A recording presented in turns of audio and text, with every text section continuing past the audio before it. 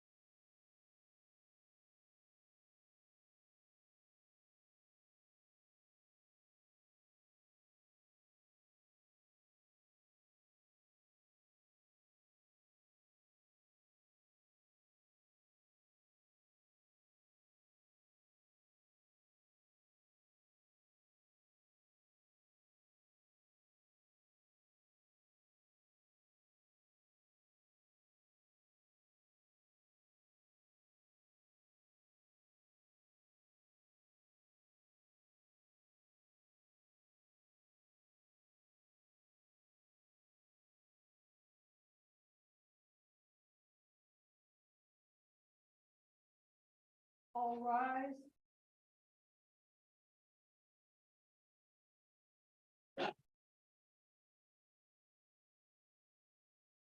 The Honorable Justices of the Supreme Court, hear you, hear you, hear you.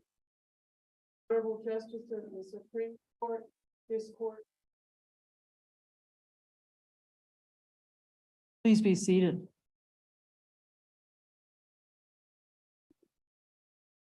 Good morning and welcome to the Kansas Supreme Court for what we have labeled as our 10:30 docket. I think we're going to have to start labeling it as our 11 o'clock docket because we're consistently closer to 11 than 10:30 with it. But for those of you who have been waiting on us, thank you. We did go over on, thank you for your patience. We did go over on cases this morning as we tend to do. With that, I would ask Mr. Doug Shima, the clerk of the Kansas Appellate Court, to please call our late morning docket. Let's fit it that way. Yes.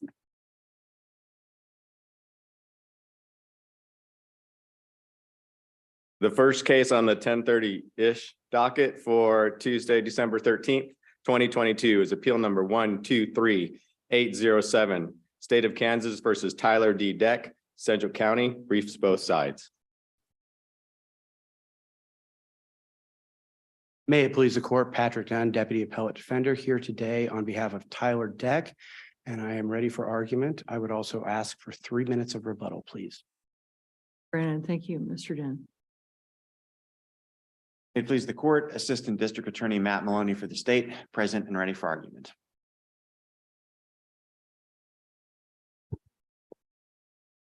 Second case is appeal number 123631, State of Kansas versus Kylie Jo Elizabeth Waldschmidt, Ellis County, briefs both sides.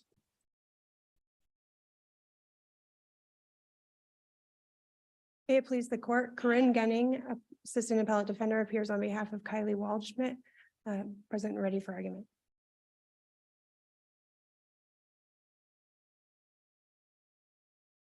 It please the court, Aaron J. Cunningham, Assistant Ellis County Attorney, appearing on behalf of the state. The state is present and ready for argument.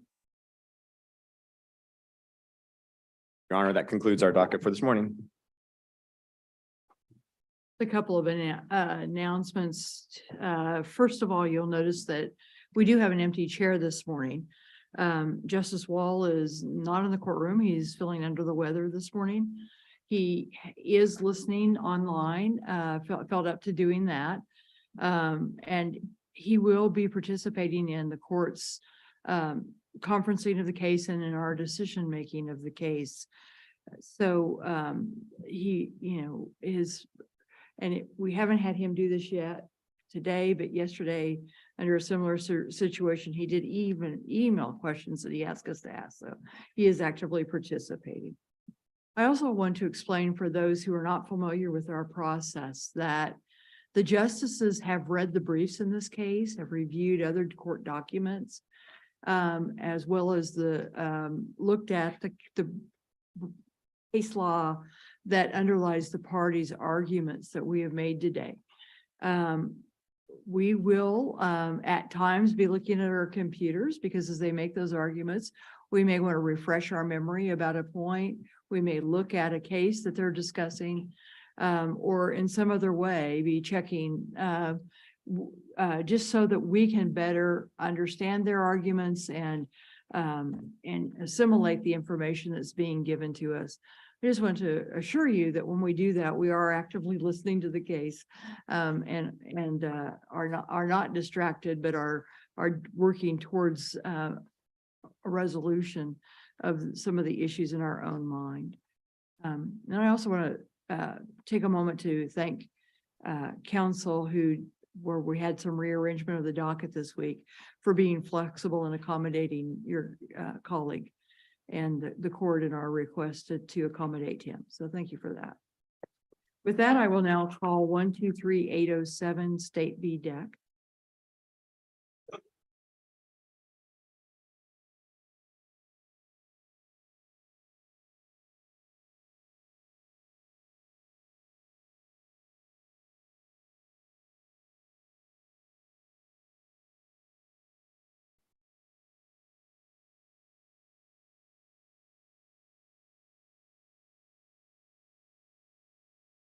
May it please the court, Patrick Dunn, Deputy Appellate Defender, here today on behalf of Mr. Deck. Highly summarized, brief run through of the facts for the people listening out there. This case arose out of a plea agreement where Tyler entered guilty pleas to one count of attempted intentional second-degree murder and one count of attempted reckless second-degree murder. At some point during the next 5 years after he was sentenced and presumably sitting in prison, he figured out that there is no such crime as attempted second-degree reckless second-degree murder in Kansas and filed a motion to correct a legal sentence claiming the district court lacked jurisdiction over that offense. And so that brings us to the issue at hand, which revolves around the extent to which plea bargaining can engage in certain types of legal fictions. Does it really get there? Seems to me you've been arguing that the way I took the argument, I know you guys talked about plea bargaining and stuff, but I'm not sure it really is. So that's what I want to pursue. Seems to me that your issue is whether there was subject matter jurisdiction over what became what is count 4 of the charging document against Mr. Deck. And so they're either, the second that thing was filed, there either was or wasn't subject matter jurisdiction. And that's the point that we have to focus on, isn't it? Because if I understand your argument to be, if there's no subject matter jurisdiction, then you've got a motion for illegal sentence and you're off to the races. But that's the point, that's the inflection point of this case, isn't it? It doesn't really have anything to do with what happened later. No. To the extent that when this happened and whatnot, that I don't think that's relevant. No, I think you've hit the nail on the head of what my argument is. And so if our point of time that we have to look at is the charging document, the minute it got filed, don't we look to State versus Dunn?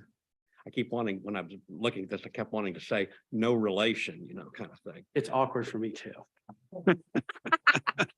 But that's the case we have to look at to decide whether there was subject matter jurisdiction. Correct. And I read it, Dunn says, sort of 3 things ought to be in a charging document for the state to be able to invoke the court's jurisdiction. And you're focused on the third one, and that is alleged facts that, if proved beyond a reasonable doubt, would constitute a crime committed by defendant. Okay? I agree. I look at that charging document and it tells me that your client fired a gun 8 times, striking the victim once and I think in the leg, but anyway, striking the victim once. That's a crime. So why it seems to me the whole point of Dunn is to take away a lot of the technicalities and just say, does this charging document allege facts that, if proven, would be a crime? This charging document does that. So why wasn't there, it seems to me, subject matter jurisdiction shown, and then whatever happens later happens. Well, subject matter jurisdiction, you're almost, in talking about whether the facts allege a crime, just any crime at all. That's more, I feel like, in the notice issue that Dunn talks about. Dunn kind of has 2 different things. Dunn arose because we had the old Hall standard where there was a belief, correct or incorrect, but for a long time that you got jurisdiction by filing a complaint, information, or a grand jury filed an indictment that alleged all of the essential elements of a crime. And Dunn came around to resolve that and said, no, that's not where jurisdiction comes from. Jurisdiction comes from the Kansas Constitution and Kansas statutes. Section 3 of our Constitution vests it with the courts as provided by law. By at law means under our statutes. Therefore, you look at the statutes. Our statutes give district courts original jurisdiction in criminal cases. Now, when you combine that with 215103, so it also goes to felonies and in criminal cases. 215103 says if we do not have any common law crimes in Kansas, the only crimes we have are by statute. So I think you have to read that in harmony. Say, so at law, you have to allege a crime. And if you allege the facts for the crime of attempted reckless second-degree murder, that's not a crime. But I think that's an overextension of Dunn.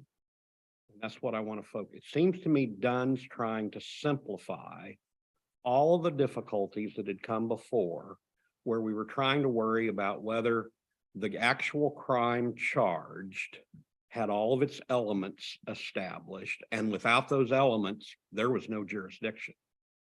But Dunn, it seems to me, narrows it down to just three things to look at to see whether the state invoked the jurisdiction.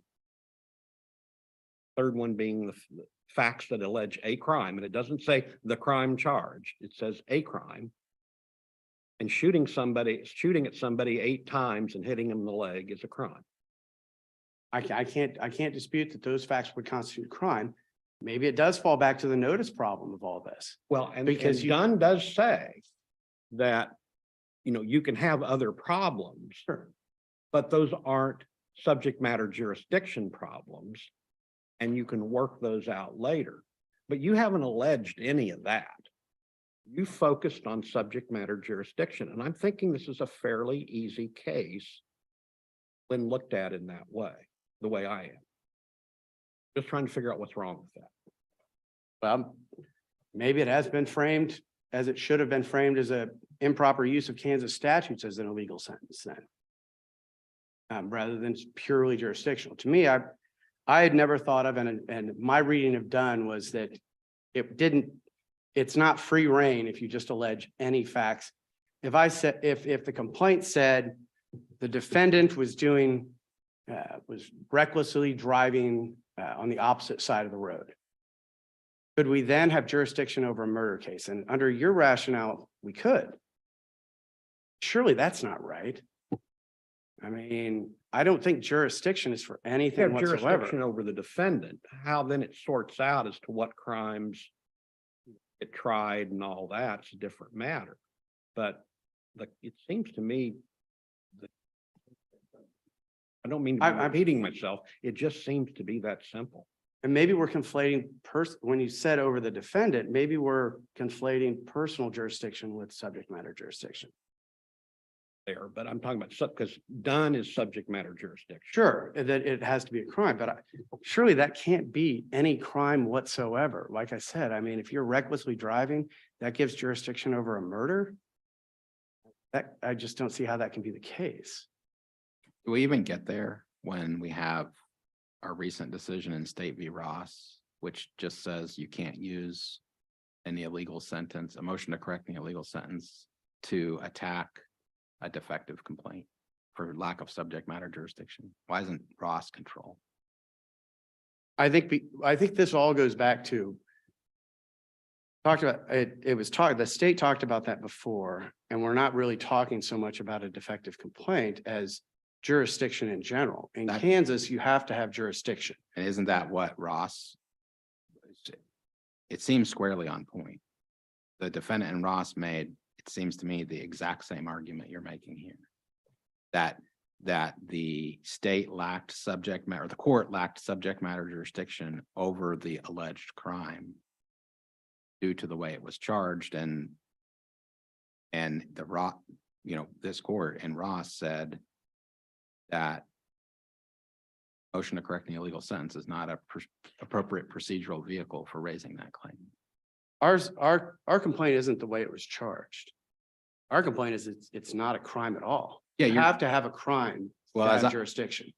Correct me if I say this wrong. My understanding is that the heart of your claim is that the district court had no subject matter jurisdiction over count 4. Over count 4, correct. And can you distinguish that argument from what we heard in Ross? I'm gonna have to be in candor of the court. I'm gonna have to take a look at Ross that's fair. during the break.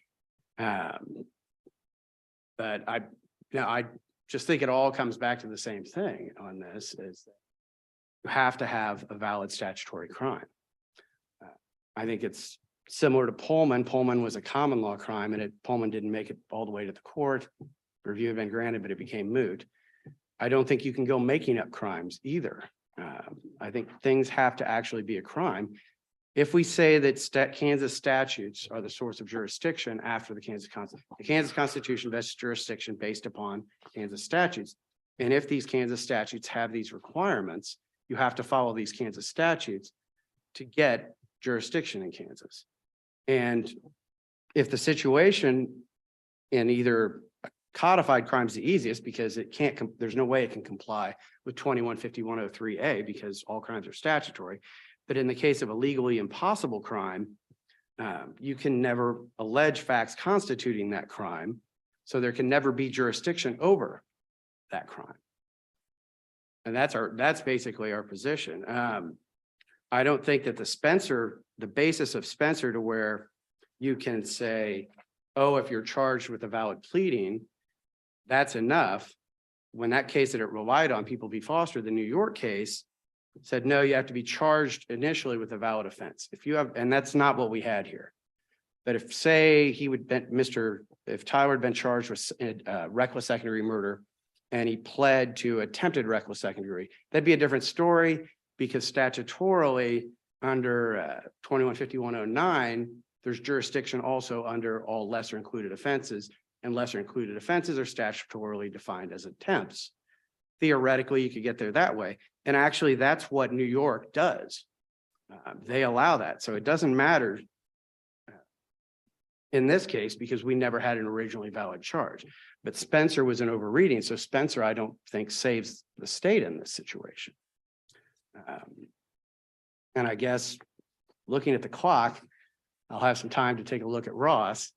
But I think it comes down to that, what I've reiterated, that if there's no jurisdiction, and I think Justice Piles hit it on the head, either whether you guys are going to find whether there's jurisdiction or not will be the linchpin of this case. So for those reasons, we'd ask the court to reverse and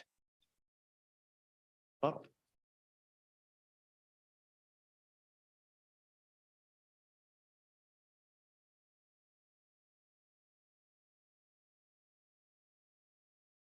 May it please the court and counsel, Assistant District Attorney Matt Maloney for the state. I think that the questions of counsel today illustrate that maybe there are multiple avenues by which this court could decide the case. The questions that Justice Biles asked, indicating that to the extent that the complaint alleged a crime, that would confer subject matter jurisdiction on the court. And I would agree with that. It's certainly, when you look at the language in Dunn, it does not say that it has to allege the specific crime that is cited in the complaint. And as Your Honor pointed out, when there is facts alleged that the defendant fired a gun numerous times at somebody and hit them, that is clearly a crime in Kansas. And so that would be one avenue for deciding this case. Is the state by Dunn relieved of specifying a crime? One of the factors in Dunn show that the court has territorial jurisdiction over the crime alleged. And the alleged fact that, if proven beyond, would constitute a crime. But part of that analysis has to be that over the crime alleged. What's the crime alleged here? That's the problem. Isn't it a crime that doesn't exist? Well, yeah, and I think when you look at that, obviously that second factor focuses on the territorial part of the matter. That's the But on Right. the crime alleged. right. So there is, I guess, a conflict there between the way they phrase that second element and the third, where they more broadly say a crime. So I guess there is some tension in the way that they analyze or the way that they articulate the second and the third factors there of the Dunn analysis. But I think even there, there would be territorial jurisdiction in the fact that it was charged in the correct court, in the correct jurisdiction, Sedgwick County in this particular instance. That kind of begs the question, what are you guys doing charging somebody with an attempted unintentional crime that at least our case law says is logically impossible? Right. And I certainly, anything that I say to that would be pure speculation. So I don't want to guess as to whether, obviously it's possible that that was a mistake. It's possible that there was some other reason for it, but that does not appear in the record. So anything that I would say there would be pure speculation. Well, And as a not matter something- of law, can you think of any reason why the state would charge a logically impossible crime? Well, I guess there's always, I don't know specifically. I know in visiting briefly with counsel, I guess there's the possibility that maybe it was, I don't know if it could be I don't think it would be to avoid a self-defense claim. I don't know. I honestly don't know the answer to that question, Your Honor, unless it was, and I don't think we would be charging a case based solely on what we think would potentially be a plea to that crime. So I honestly don't know the answer to that question. It is possible that it was just an oversight, because obviously there is case law telling us that attempted unintentional is not a viable crime in Kansas. So, but be that as it may, I don't know that the reason that the parties had or that the state had for charging it that way ultimately controls whether jurisdiction exists. I think that the analysis that the Court of Appeals engaged in would provide another basis for deciding this case in the state's factor. And as I told, as counsel and I were visiting, when you're arguing a case on petition for review and you're the party that has prevailed in the Court of Appeals, sometimes it's hard to come up to the lectern and give an argument that's any better than what the Court of Appeals has already set forth in their opinion. And in this case, I certainly agree with their analysis here of the Spencer factors. And I think that opinion was consistent with what I argued in the initial brief, which is that when you're looking at the Spencer factors, and really only the first one of those is disputed here, there's certainly no question that he received a benefit by this plea agreement because 9 counts were dismissed. The counts were run concurrently. There's no assertion that he didn't enter his plea knowingly or voluntarily. So it's really that first factor about whether he was initially brought to court on a valid pleading. And the argument between the parties is, well, does that mean that you look at the pleading as a whole, or does it mean that you look at each individual count? And the Court of Appeals agreed with our assertion that you look at the complaint as a whole. And here you had 11 crimes charged. The defendant has only argued that one of them had any type of an infirmity to it. And I think the panel even pointed out that even that count had an alternative charge, which was a valid charge.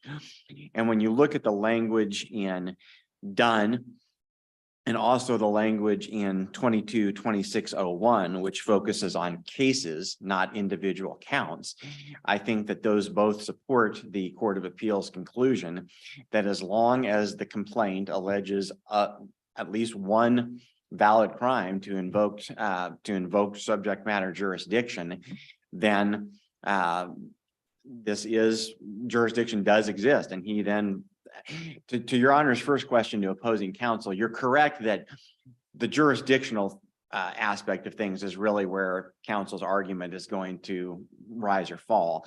I think the only extent to which the fact that he pled is relevant is that even if the jurisdiction was properly invoked in the complaint, obviously had he gone to trial and been convicted of attempted unintentional, then there might still be an issue with the conviction. But because he pled, you are allowed to plead to a non-existent crime as long as the jurisdiction was present. So I think that's the only way that the fact that he pled really comes into play. So I think those would be two different paths. And Your Honor, I will acknowledge that, like counsel, I'm not as familiar with Ross as I should be. Obviously, to the extent that Ross is directly on point and says that this precise argument cannot be raised in a motion to correct an illegal sentence, then that would be a third avenue and would be the one that would be, I think, most dispositive of it, because it would prevent this issue from even being litigated on the merits at this point. So for a variety of reasons, we feel that the Court of Appeals was correct in ruling that the defendant's claim is without merit. And we would propose that any of those three options or all of them would be the correct way to analyze this issue. If there are no further questions from the court, we would respectfully ask that the ruling of the Court of Appeals be affirmed. Thank you, Mr. Thank you.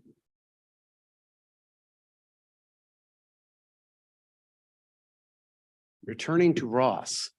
Ross is a very different case from this. Ross is a case where the defendant was charged with legally valid crimes. First degree murder, criminal possession of firearm, I think, and some other homicide related thing. His allegation were that the facts alleged in the complaint were a problem, and that is a defective complaint problem. He was challenging the complaint. This isn't a situation, that's not the situation here. You would have jurisdiction over those crimes in Kansas of all those because they're all existing crimes. There is never jurisdiction over a non-existent crime in Kansas is my problem. Well, I'll And just so- read from the conclusion of Ross, where we said in his motion, Ross argues the criminal complaint filed by the state failed to confer subject matter jurisdiction on the district court. Do you think that's incorrect? Or I think that's limited to that case. The facts of that case are different. but that because of is that. what you're arguing, right? That the criminal complaint filed by the state failed to confer subject matter jurisdiction. No, we're arguing there was never jurisdiction. There's no jurisdiction, period. Not the criminal complaint. There's no jurisdiction. The source of jurisdiction is not the complaint. The source of jurisdiction is the Constitution and our statutes. And if there is no statute finding that crime, we don't even get to the complaint yet. We're stuck at a stage before that. And in his situation, there was jurisdiction. Those are crimes in Kansas that they were talking about. And so there was jurisdiction there. He is challenging his complaint as a defective complaint. That's not this isn't a defective complaint case. This is a lack of jurisdiction case where there's no jurisdiction, period. Not an invocation of the jurisdiction. Our argument is not about the complaint. I'd also add that Mr. Deck made clear, unlike Mr. Ross, who said he wanted his conviction vacated, Mr. Deck specifically amended his to say, no, I'm arguing about my sentence here, not the conviction.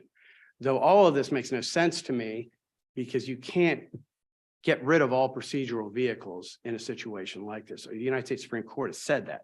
There has to be some sort of procedural vehicle to challenge a void conviction, which is what this would be. If it's not a crime in Kansas, it has to be be voidable somehow. And you almost came close right there to admitting that you're challenging the conviction. No. I said, no, what I'm saying is, I don't understand how, yet no matter what, the sentence has to go away. But in my mind, if this court has a duty in every case, as our case law has long said they do, to question subject matter jurisdiction, how this court cannot on its own, regardless of whether there's a statutory vehicle or not, void of a void conviction, vacate a void conviction. There has to be a way. The Kansas Supreme Court, or not, the United States Supreme Court said that it was the Louisiana death penalty case with the under 18 death penalty case, because Louisiana had gotten rid of all means for him to challenge. And the US Supreme Court said, you cannot get rid of all things on a void to remove a mechanism in that case. And this is even more so than in that case where we're talking about, this is not a crime at all. There has to be some way to get rid of a conviction for a non-crime. So with that, I guess, hopefully I've addressed your question. I don't know if anyone else, if there's other questions. I know you're gonna, I know you don't like the discussion about count 4 on subject matter. Put that aside for just a second. I'm a little concerned, maybe a lot concerned about the Court of Appeals rationale that looked to the entire complaint. Say there was subject matter jurisdiction because somewhere in the complaint, in one of the other counts, there was a crime alleged. That wasn't logically impossible. That seems to be too broad.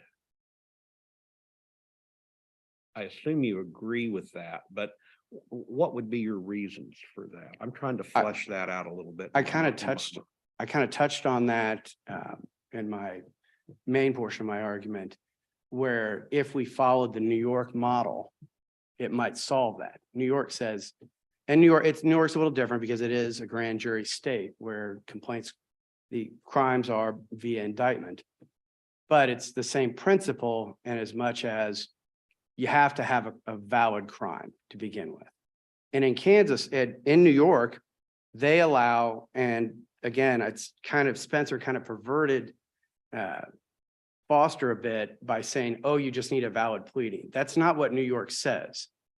If you look at Foster and the Griffin case Foster talks about, and Foster's a 1967 case. They said you can plead to a crime that is a lesser degree of the original crime, which makes sense if you're talking jurisdictionally in Kansas. We could transfer that over to here. You're charged with a valid crime. Under 215109, you have jurisdiction not only over that original valid crime, but under the lesser included offenses. So it would allow for a sort of this. Frankly, I don't know why we're going through all these mental gymnastics. There are plenty of ways we can come up with, and prosecutors and defense attorneys can come up with to get to, the whole idea behind this is to get to the sentence they want to get to that everyone thinks is fair in this. I don't know why we have to go through these acrobatics to get to it, and sometimes to avoid registration and various other models. That we have so many crimes in Kansas, they should be able to come up with something rather than making something up. But if we are going to do that, we should have some parameters. And I think that the New York model that says you have a valid original crime and you can at that point plead to a lesser crime. And in Kansas, lesser crimes are lesser degrees at the same time, which would allow you, say if it was a homicide, then you would get into those other homicides that are lesser, but they don't have identical elements, or attempts statutorily are lesser included offenses under 215109. So it would allow for attempts of the completed crime that was a valid crime. So again, that would statutorily create the legal fiction where you could have an attempted reckless second degree murder if you were originally charged with reckless second degree murder, not attempted reckless, but attempted reckless statutorily could be a lesser of reckless if you're looking at a purely statutory analysis of things. And that would give something that's at least based in statute as a boundary for this stuff. Is there a, speaking of the statutes, is there a quote applicable statutory provision that governs a sentence to this crime? If you went purely statutorily, yes, you go down a couple of levels via how you charge an attempt. Okay. Which they didn't do correctly, but the Court of Appeals, we solved that Right, down right. there. But you're not arguing that, in other words, the way the sentencing statutes are written, even though this is an impossible crime, because of the sort of steps that you go through in the sentencing grid, you could actually get to a sentence that conforms with the statutes. Yeah, that's the difference between this case and Pullman. In Pullman, where they just made something out of whole cloth, everyone declares, okay, we're going to call this a felony, and okay, how about we call it a person felony? And there's no statutory basis for any of that. Here, at least, if you follow the statute, you could get to something, I have to admit, under the guidelines using that. But again, you still have to have, before you even get to that, we have my original problem that we talked about.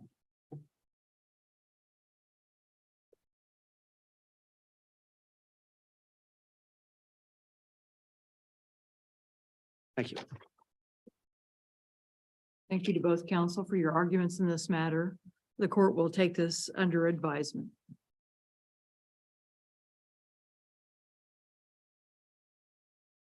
Now call 123631, State v. Waldschmidt.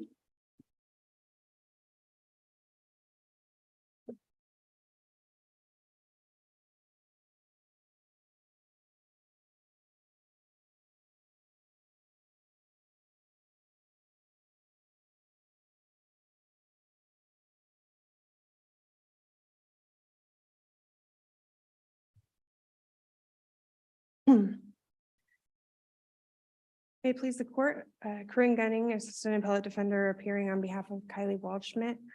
Chief Justice, I would like to reserve 5 minutes for rebuttal. 5 minutes is reserved. Thank you. A jury in this case convicted Kylie Waldschmidt of aiding and abetting felony murder of her boyfriend Diego Galloway, as well as interference of a law enforcement officer by making a false statement following that shooting. Kylie was accused of aiding a mutual friend of hers and Diego, Ryan Thompson, in committing the crime of aggravated battery with a deadly weapon or aggravated assault with a deadly weapon, ultimately resulting in Ryan shooting and killing Diego. The district court sentenced Kylie to life in prison with the possibility of parole after 25 years, consecutive to a 6-month prison sentence for the interference. So this is her direct appeal from her convictions and sentences. For the reasons, as I've stated in the brief, I believe that this court should vacate Kylie's felony murder conviction. Although the facts leading up to the shooting death in this case may seem a bit convoluted, the facts of the shooting itself are not. Kylie had taken Diego's debit card with the intent to retrieve money from his account that she believed entitled to because it was a tax return for both their children.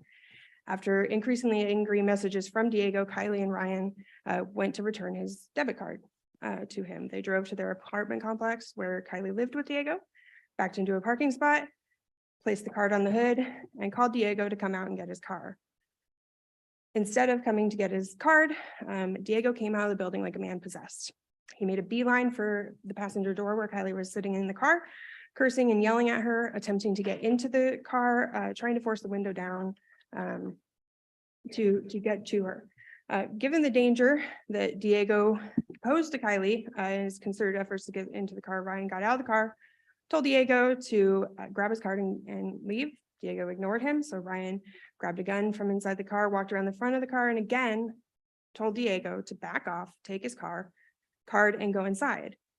Diego finally responded to Ryan, said, "Fuck you, you ain't doing shit," and reached into his pocket. At that moment, Ryan believed that Diego had a gun, and responded by moving his hand with the gun in it. But Diego moved towards him and grabbed the gun that was in Ryan's hand. The two then fought over the gun, and Ryan, recognizing what might happen if Diego were to get control of that gun, put Diego in a headlock, hoping Diego would let go of the gun. He did not. When he continued fighting for the gun, Ryan pushed him away from the headlock, hoping it would be force him to let go of it. This also didn't work, and so Diego lifted his gun towards Ryan with the gun in it, and Ryan pulled the trigger, shooting Diego and killing him. The entirety of this encounter, at most, as testified to by Ryan and Kylie, from the time that Diego came out of the apartment to the time that he was shot, took less than a minute. I have taken longer to describe the facts here than it took for that entire encounter to happen. It spanned the distance from one side of the car to the other side of the car, approximately from counsel table to counsel table. The entire focus of the event was Diego's violent outburst, which escalated to a physical fight, and there was nothing else that led to that intervened in this. While it was clear that Kylie did not kill Diego, it's clear that there's no aiding and abetting for felony murder. The state charged Kylie specifically with aiding and abetting Ryan in the felony murder of Diego. Aid and abet in the aggravated assault or alleged aggravated battery? I believe that was the discussion in the argument. And so yeah, I would say that was the argument, that she didn't aid and abet in the killing. She aided and abetted with the underlying. What is your best argument that the initial alleged aggravated assault is not so distinct from the homicide as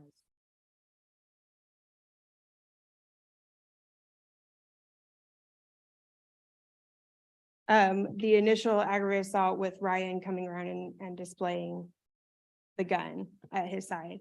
I would say that my best for that is that is what, I mean, that's it was a response to Diego's violence towards Kylie or attempted violence towards Kylie. So that the incident was already happening. It's a response to that. It's not separate and distinct. It's all part of the initial aggression from Diego. So it starts with him trying to get towards her. There's a non-deadly force response to that. And then it continued to escalate from there to the use of deadly force. So I would say that all of this is part and parcel of it. Of all the events leading up to the death. And I think there, if you're going to say that it's not an extraordinary intervening event as well, that it's not something so distinct from what the fight overall, the altercation overall, then it also, don't know how it can be the felony, supporting the felony murder if it's not if it's not part of the event, if it's something separate and distinct, then it also cannot be a direct cause of the death. So I would say that I can't imagine the state, generally speaking, in most cases I've seen, would argue that that is something so separate and distinct that it wouldn't be part of the felony. It wouldn't be part of the whole event leading to the murder. But if that's the case, then it also can't. Clearly part of the entire. I wanted to ask a preservation question on the prosecutorial error. Okay. I kind of, when I was doing my analysis in my notes, I broke it down into opening, closing, but then the middle ground were the questions asked of witnesses concerning child's parentage and the defendant's relocations, and there was no objection to those questions, were there? I believe that there were, there was, it may have been maybe not the best objection, but I think objection is to relevance based on the questions that had been asked of her. I know there was a discussion in the record a little bit about why is he asking about the parentage? Well, we were talking about her relationship to Diego, so this is all part and parcel of it. So I But believe that it was. I guess my point is, there needs to be an objection when we're talking about the prosecutors soliciting information from witnesses, as opposed to openings and closings, right? Yes. We just need to look at the record and see whether there's a proper objection before we even get into that. Right. And I think that this court can look at that and determine whether or not the objection that was made is sufficient Right. enough. I have argued that I believe it is sufficient. I'll be honest, even without that improper questioning, that's kind of the last error that I have alleged. I think even without that improper questioning, if it's not preserved, the remainder of the errors I think are sufficient to. I'm just trying to figure out, I just put each of those each of these allegations into different buckets. But the one about evidence is gonna, before I look in the bucket, I gotta find an objection. Right, and I think it would just be a determination of whether or not the objection was sufficient to preserve that. Really just returning to briefly to the merger question. There was defense counsel moved to dismiss the case because the underlying charges in this case merged with the felonies. And by the time the trial happened, they had the benefit of Patillo. Nobody discussed it on the record. And so, I mean, very recently, this court has again reiterated the requirements for whether or not an underlying felony merges with the death. And I believe that there's nothing in this case that should demonstrate that the general rule for merger doesn't apply. There was a single incident, although it was 60 seconds instead of 10 seconds as in Patillo. I don't think that that is time is not determinative. We look generally at the time, overall time, distance and the causal connection. And there's nothing intervening in between there. And so I believe this court should find that those underlying felonies that were charged in this case should merge with Diego's death, and this court should vacate. Before you're done, I have a Yeah. quick question about the self-defense instructions. Yes, They were not requested, correct? they were not. So the alleged error is that the court failed to sua sponte give the instructions. And then walking through the sort of typical jury instruction analysis, legally appropriate, factually appropriate, that makes sense. I am wondering if you know of any cases where we found a failure to sua sponte give a self-defense instruction is error. And the reason I ask that is because I'm just wondering if self-defense is different because it's an affirmative defense. And we've typically talked about affirmative defenses as things that can be waived. Yes, I will. I don't have any off the top of my head because I think we for a long time have just continued to do that same analysis and apply the clear error standard. And I could be very wrong about this, but I can't recall a case, at least in my time, when it's been the allegation is a failure to sua sponte give because they're almost always requested.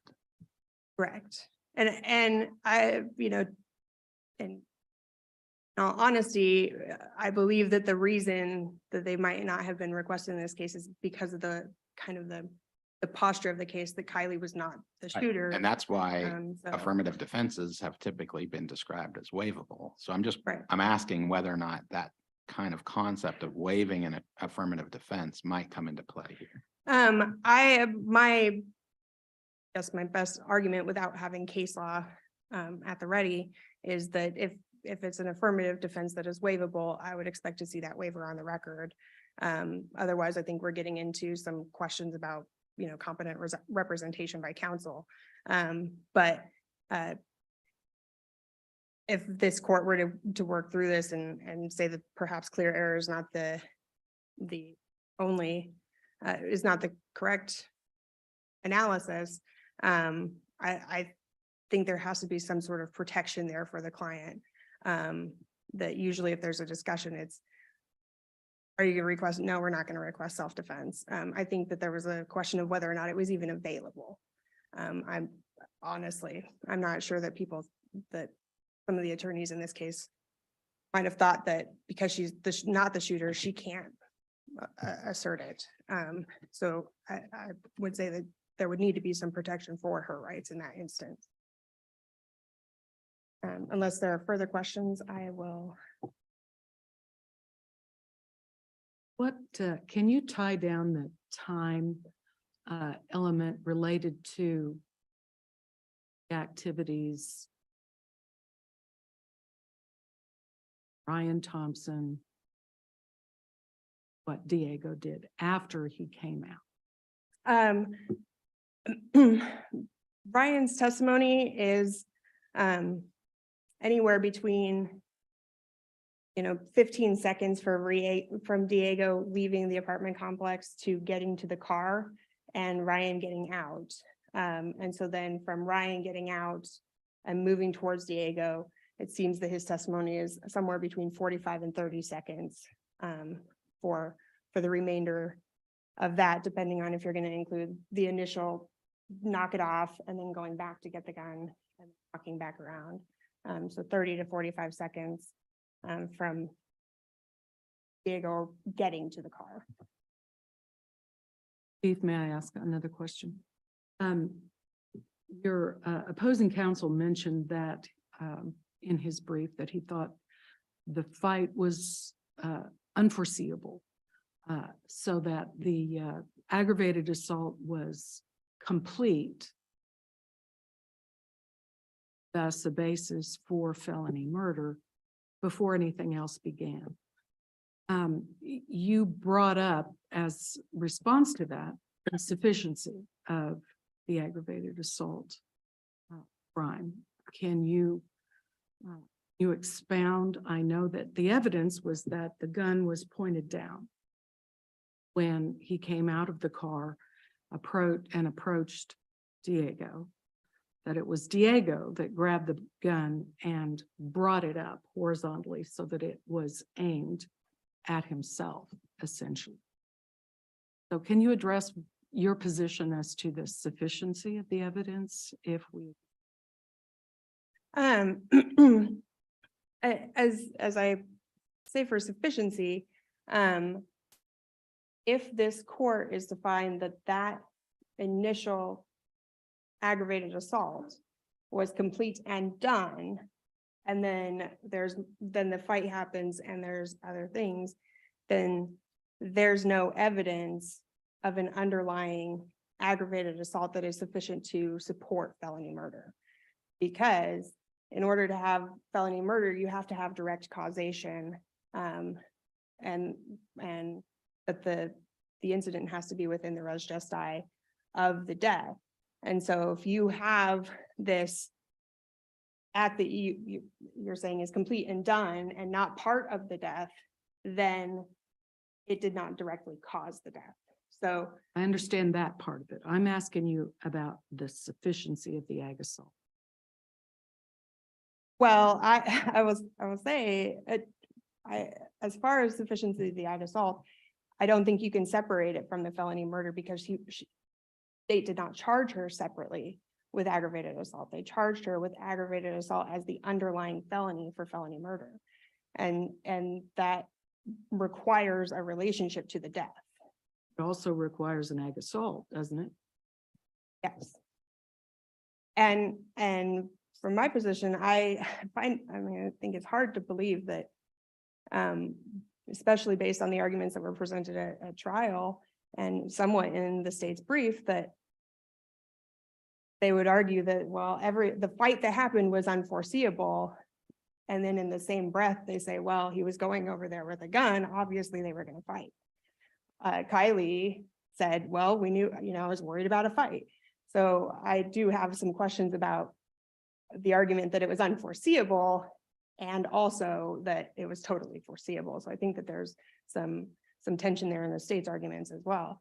But I don't think that there's any, I would not feel comfortable making an argument that Ryan's display of a weapon was not an aggravated assault. The question is whether or not it was separate and distinct from the murder to support a felony murder conviction.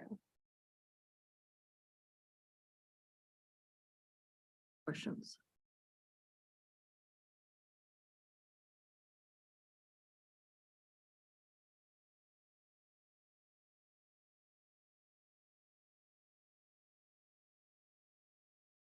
Thank you, Your Honor. Aaron Joseph Cunningham, Assistant Ellis County Attorney for the state. May it please the court.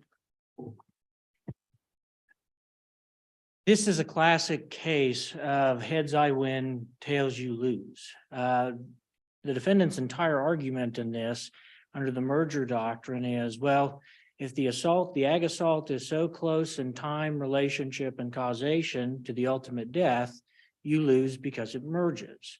But if they can be factually distinguished to not be a key ingredient of the homicide as the statute requires, well, then it's so distinct that you don't even have felony murder. And so the issue that the state has in this case is we have to somehow demonstrate that the aggravated assault was a part of this equation, but it wasn't the key ingredient in the homicide itself. And that's what the state has set forth in this from the beginning, that the initial aggravated assault of brandishing the gun would satisfy that element, but it's not that initial brandishing that ultimately resulted in the death of Diego Galloway. There was an intervening struggle. The state has never held that it was not foreseeable that Mr. Thompson would use the gun for the aggravated assault purposes. But what the state is asserting is unforeseeable is that Diego Galloway didn't back down, instead engaged in a physical altercation. And because Thompson lost control of that altercation, made the conscious decision to pull the trigger and kill him. Tell me what your best argument is that the ag assault, the original ag assault, was not an ingredient in the homicide? Because that ag assault action, that conduct by Mr. Thompson in and of itself could have never killed Diego Galloway. This is so factually distinct from cases like Patillo or Sanchez, where we have in Patillo, for example, the drive-by shooting. It was the singular act of pulling that trigger and launching those bullets toward the victims in that case that resulted in their death. So it makes sense that that ag assault of hearing the bullet and the ag battery of the bullet connecting would merge. In the child abuse cases we have on felony murder, it makes sense that the beating of the child was the intent of the defendant in that case, but it was, I guess, somewhat unforeseeable that the child would die of those actions. In this case, the intent was to scare Diego.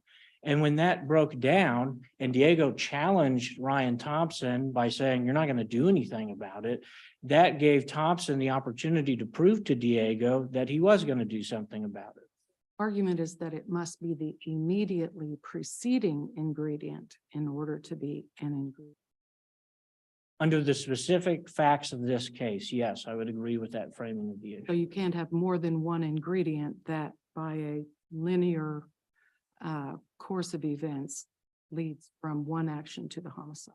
I think that it creates problems about when hypothetically an aggravated assault could ever serve as the underlying felony in a felony murder case then. Well, when doesn't it? I mean, is there a case in when it is not where there isn't, where you wouldn't consider it an extraordinary intervening act? Seems that under your argument, ag assault would always satisfy.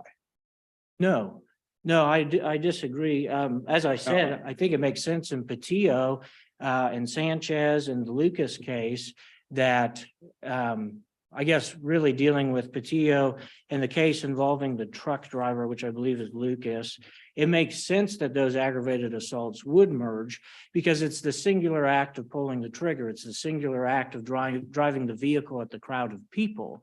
There was no response time from the victims in those cases that could even present an intervening action. Let me ask you a question. The underlying felonies, the jury found that it was the first aggravated assault, which was showing Galloway the gun, right? Correct. And that was when the gun was pointed down, or is that your Yes, understanding? my understanding is the evidence presented at trial indicated as he cleared the front, Thompson being he cleared the front of the hood, he had pulled the gun out and he testified Diego could see the gun at that point. That is the ag assault the state would be referring to. Okay, and so and then at that point, the victim grabbed the gun, or? It would depend on which account of Ryan Thompson's the fact finder would be inclined to believe, but yes, one of Thompson's accounts is that he then reached for the gun and proceeded to struggle with Thompson for the gun. With it, okay, so he had it by his side, and then the victim sees it, grabs it. This is all fluid. Correct. Okay, and then there's a chokehold. Correct. Okay, and or a headlock, I guess I should say, but you're not relying on the headlock as an aggravated battery underlying the felony, right? Because that wouldn't be aggravated because there's no weapon.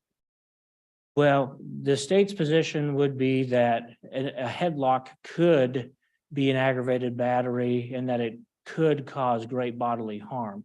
So obviously there are multiple theories to get to an aggravated battery. The use of the deadly weapon need not be involved to get to a theory of aggravated battery with a headlock. But the prosecutor said that it was touching victim with the gun, right? So, and yes, and the defense counsel in the, I guess their reply brief on this makes the claim that the state waived the argument of the headlock serving as one of the aggravated batteries. I would hold that the state does not, because the prosecutor also makes reference in that same quoted text in the reply brief that there were bruises on the face and cuts on the hand. And earlier in the testimony in the trial with the coroner, those injuries were, the cut on the hand was from the gun, but the bruising on the face, the coroner said, likely occurred as a result of the headlock aggravated battery. And it's your position that those are separate, that those are batteries that are separate and distinct from the killing. Yes. Okay. And so from this, Mr. Thompson then was also charged with felony murder, right? I believe that's correct. I didn't handle the prosecution of that case. No, he wasn't. He was charged with murder and he pled to second-degree murder. Why would Mr. Thompson be charged with murder and plead to second-degree murder? And the woman in the car charged with felony murder based on aiding and abetting two underlying ag assaults and ag battery when the primary person wasn't even charged with those. The rationale for the charge against the defendant in this matter was her role in the actions leading up to this, which are documented through the Facebook message conversations, text conversations. And then she confesses to some of those preliminary discussions to Detective Burkholder in an interview that was admitted as evidence in this, where she discusses the plan was to rob Diego for the money involved. The aiding and abetting on her charge for the felony murder comes from the fact that she drove Thompson to the house to pick up the gun and then drove Thompson with the gun sitting in the But the seat. underlying, but the felony murder is based on her aiding and abetting an aggravated assault, which was him holding the gun so that the victim could see it, and her aiding and abetting an aggravated battery, which is, as in closing argument, the gun touching the victim's head. Two things that the person who actually murdered the victim were not charged with. I mean, I believe it's factually appropriate in this to charge Ms. Waldschmidt with these matters. I mean, we're not here on Mr. Thompson's appeal, and I wasn't the one making the charging decisions on that matter. But I think the reason the state went the route they went in this case is because of the preliminary efforts to entice and engage Mr. Thompson to carry out this aggravated assault or aggravated battery against Mr. Galloway.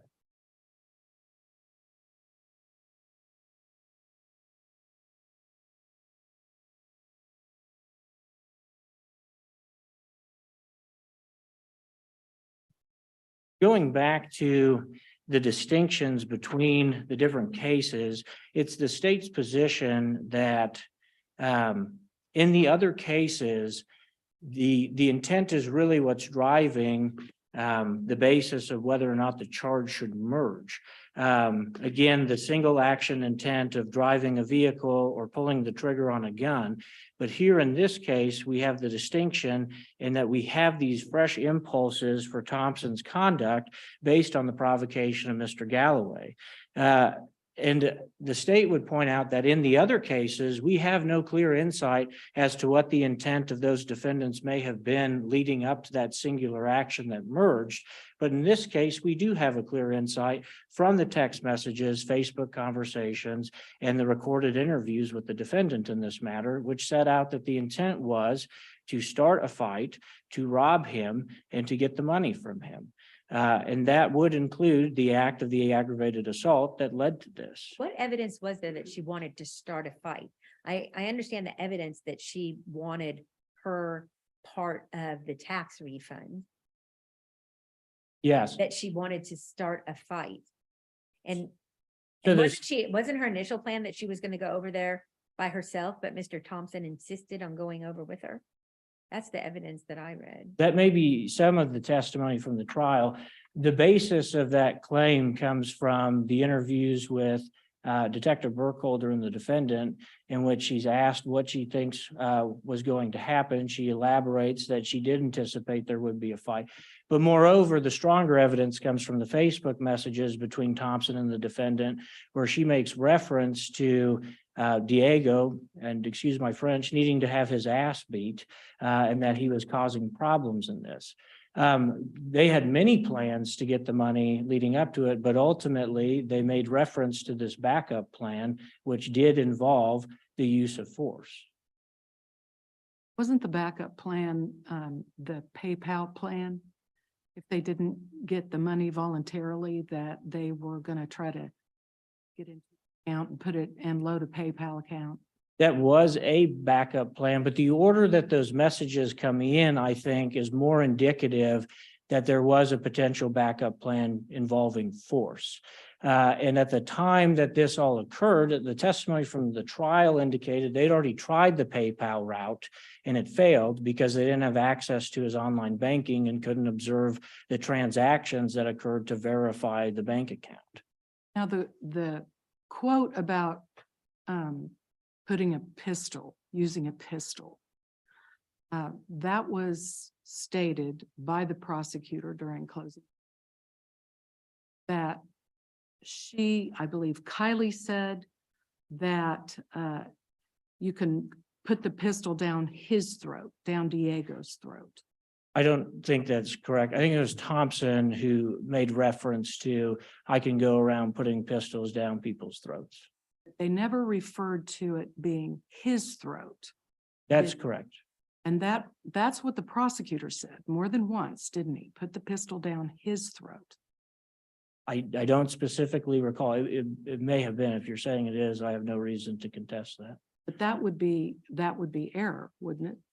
I think based on the totality of the evidence that was admitted, I think it's a reasonable inference or conclusion based on the rest of the context of those text messages. And more importantly, based on the defendant's statement to Detective Burkholder about there being a plan to have Diego robbed and Ryan Thompson being the one to carry out that plan.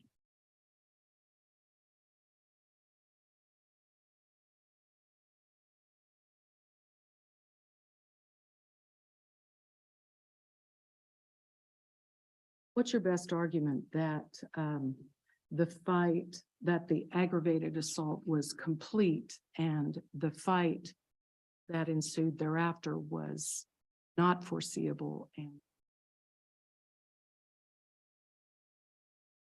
candidly, I think most people, if they had a gun pulled on them, their natural reaction would be to shy away or not to lunge at the aggressor, as Mr. Thompson, I think, framed it in his testimony.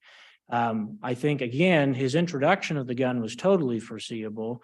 However, Diego not merely backing down and complying was what was unforeseeable in that. And then the subsequent struggle was the intervening factor that cuts off, I guess, for the purposes of the merger doctrine, the link between that initial ag assault and his ultimate demise. position is that someone who's been using meth, likely high on meth. There's no evidence of that introduced at trial, No evidence that that, Diego was on meth or had used meth at that time. so you're saying it was unforeseeable that his girlfriend, former girlfriend, coming with her current, possibly current boyfriend, is not going to enrage the old boyfriend. I'm saying that the extent of the struggle and the lethality of it was unforeseeable in that Diego didn't just back down and go back inside after the gun was displayed. But doesn't that assume that Diego would have believed that the gun wasn't going to be used against him? I mean, if you're standing there with a gun and you think somebody's going to actually use the gun, isn't it a natural reaction to try to disarm the person? Gun can't be fired while you're trying to get back into your apartment? I mean, I think it comes down to a personal level, but I guess my position would be a reasonable person would probably become very compliant when a gun is introduced into a scene. Based on the context of the back and forth between Thompson and Diego leading up to it, it was clear Thompson didn't like the way Diego was interacting with the defendant. And I think that if at that point all it was verbal and someone pulled a gun, then I personally would shut my mouth and go back into my apartment. I don't know that I believe that a reasonable person would move closer to a weapon that could immediately kill them and attempt to disarm them. Certainly in action movies, that's something we see frequently, but in real life, most of the time when guns are introduced, people either draw their own gun or they become very compliant. But is it so out of the ordinary that it's not a foreseeable event? It's the state's position, it is. I mean, there's no evidence that would indicate that Diego had any comfort or familiarity with guns or, I mean, it's just pretty unprecedented, I guess, in the facts in this case that this would happen.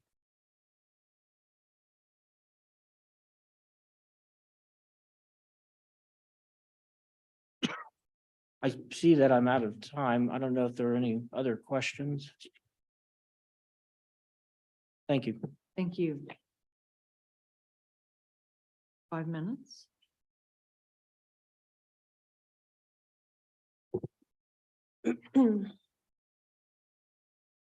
Court. The state began its argument seemingly frustrated by the argument that I've made, which admittedly is a heads I win, tails you lose. But what I would respond is that Kylie is not responsible for the state's charging decisions in this. The state has the discretionary ability to determine what charges are appropriate. And in this case, they chose felony murder with 2 underlying felonies that have the potential of merging. And it did merge. And I, at the risk of kind of trying to go too far, I do think that there's very few cases in which those underlying felonies would not merge, that they would not meet both of those elements. The only cases I was able to find, Justice Rosen, were sort of transferred intent type cases. Otherwise, the examination of direct causation and the examination of murder, what you're looking at there are pretty similar, if not identical, analyses. And so I think that a lot of times those are going to merge, and that's the choice that the state made in this case. They did not charge those underlying felonies separately, and they, put all their proverbial eggs in the felony murder basket. I have unsurprisingly read many recent felony murder cases from this court, and would be surprised to find that the question for what is separate and distinct would be that the underlying felony causes the death, because many of the felonies in this case that are allowed to serve as underlying felonies are not capable of causing death. A drug transaction does not cause death. Robbery does not cause death. So to put that limitation on it, then it would negate most of the underlying felonies. Justice Standridge, you referenced the aggravated battery. I would say that the state functionally elected at their closing argument to argue that the battery is the touching of the gun to the head. And further, while a headlock could cause great bodily harm, that's not what the charge was. The charge was a use of a deadly weapon. And that's what the jury was instructed on.